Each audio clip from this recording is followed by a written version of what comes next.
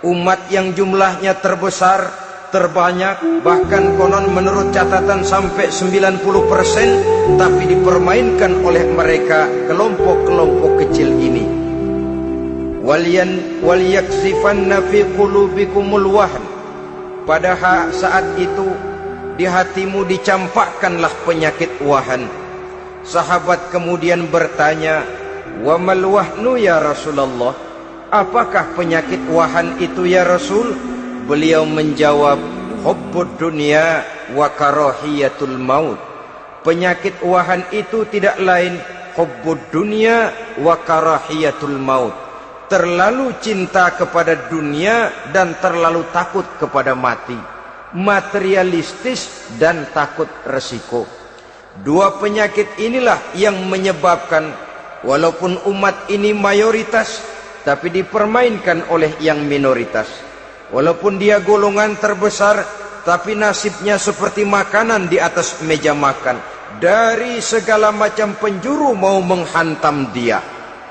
Saudara-saudara kaum muslimin yang berbahagia, ini merupakan analisa sosial bahwa pada suatu saat nanti akan terjadi di tengah-tengah umat di mana kita dihantam dan diserbu dari segala macam penjuru. Akidah didangkalkan, peradaban dan kebudayaan dirusak, makanan dan minuman diracuni, pakaian ditelanjangi dan lain sebagainya, sampai kita melepaskan nilai Islam yang kita cintai ini. Kondisi sosial ini satu saat akan datang kepada kita. Demikian analisa dan peringatan dari Rasulullah sallallahu alaihi wasallam.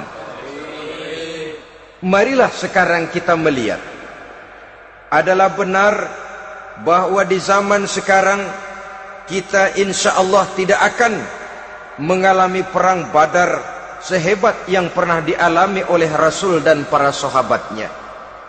Tetapi sesungguhnya perang yang kita hadapi di zaman sekarang ini tidak kalah hebatnya dengan perang Badar, tidak kurang dahsyatnya dengan perang Uhud, tidak kurang ngerinya dari perang Khandaq.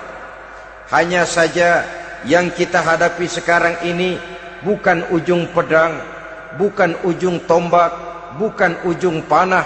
Yang kita hadapi sekarang ini adalah perang akidah, perang ideologi, perang mempertahankan keyakinan. Yang kalau kita kalah sekarang, kita memang masih beragama. Tetapi anak kita, cucu kita, generasi yang akan hidup 5, 10, 20, 30 tahun yang akan datang, wallahu a'lam bissawab. Islam, saudara-saudaraku, tidak mungkin hilang dari dunia. Tetapi tidak mustahil Islam gulung tikar dari desa kita.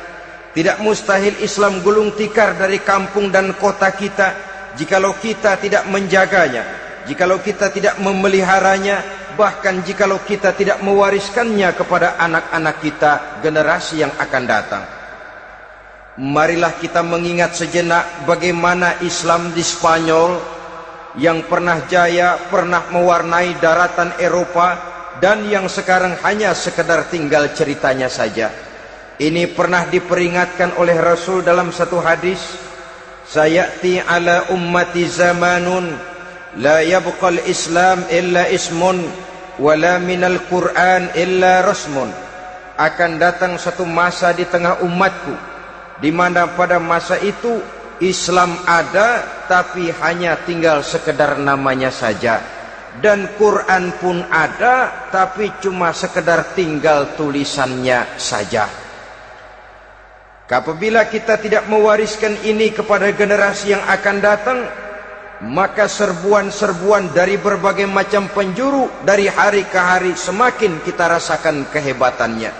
Tidak mustahil sejarah Spanyol akan terjadi di desa kita, akan terjadi di kampung kita, akan terjadi di kota kita.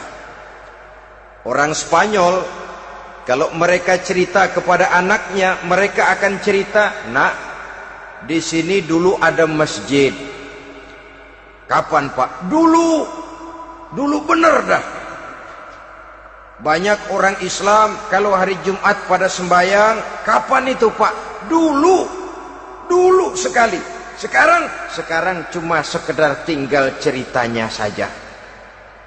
Bukankah sesuatu yang sangat tidak mustahil apabila kita tidak menjaga dan mewariskan Islam ini kepada generasi yang akan datang, maka serbuan-serbuan akan membawakan hasil yang diinginkan oleh para penyerbu itu tadi.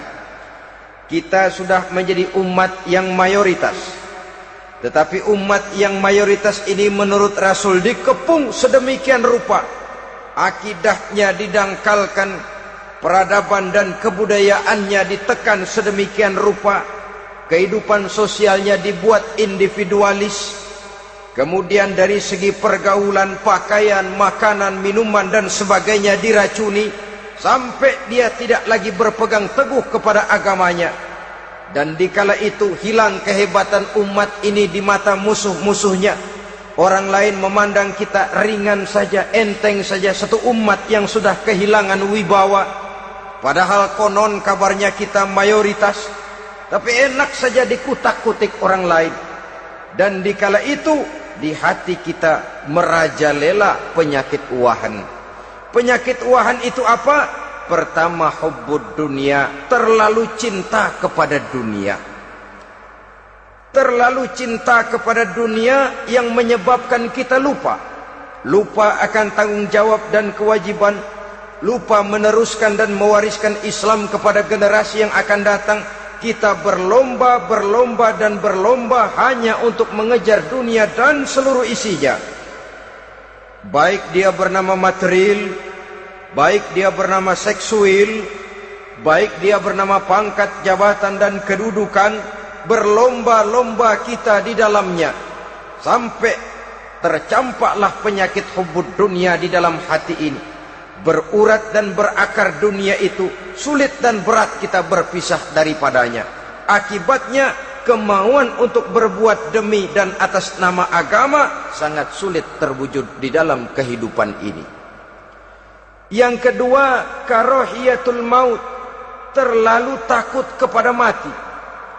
Baik mati ajal, mati dalam artian yang sebenarnya, baik mati usahanya, baik mati karirnya, baik mati pangkat dan jabatannya.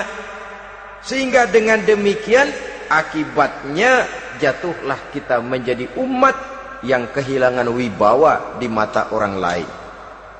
Saudara-saudara kaum muslimin rahimakumullah, saya katakan tadi, perang yang kita hadapi di zaman sekarang adalah perang akidah.